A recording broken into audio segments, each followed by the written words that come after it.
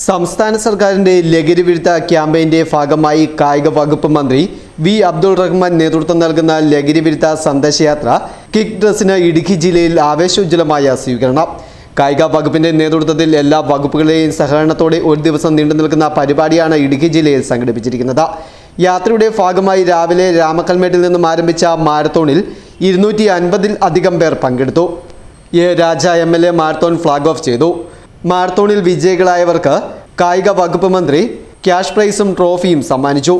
Marathon ഓട്ടം പൂർത്തിയാക്കിയവർക്ക് കായിക അധ്യാപകൻ ദ്രോണാചാര്യ KP തോമസ് മാഷിന്റെ നേതൃത്വത്തിൽ മെഡലുകളും വിതരണം ചെയ്തു.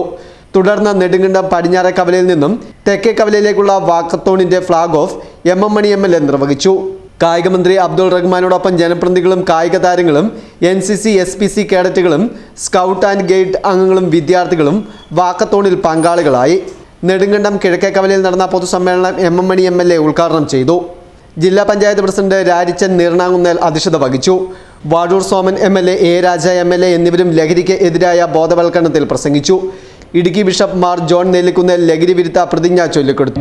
കായികക്ഷമത എന്ന ലക്ഷ്യം മുൻനിർത്തി കായിക പ്രവർത്തനം ഒരു ജീവിത ശൈലിയാണ് എന്ന ആശയം ഞാൻ പൂർണ്ണമായും സ്വീകരിക്കുന്നു. വിദ്യാർത്ഥികളെയും യുവജനങ്ങളെയും ലഹരി വസ്തുക്കളിൽ നിന്ന് അകറ്റി നിർത്തുവാനും അവരെ കളിക്കളങ്ങളിലേക്ക് എത്തിക്കാനും ആരോഗ്യമുള്ള ശരീരം, ആരോഗ്യമുള്ള മനസ്സ്, ആരോഗ്യമുള്ള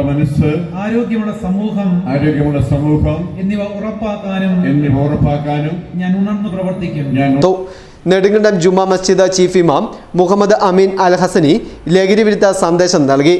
ജില്ലാ പോലീസ് മേധാവി Vishnu Prasad TK, ADM Shaiju P Jacob, ജില്ലാ panchayat vice president Ushakumari Mohandas, SNDP Yogam Nedumkandam union president Shaji Parambath, വ്യാപാരി വ്യവസായി ഏകോപന സമിതി ജില്ലാ പ്രസിഡന്റ് സണ്ണി പയ്യമ്പള്ളി തുടങ്ങി നിരവധി പ്രമുഖർ സംസാരിച്ചു.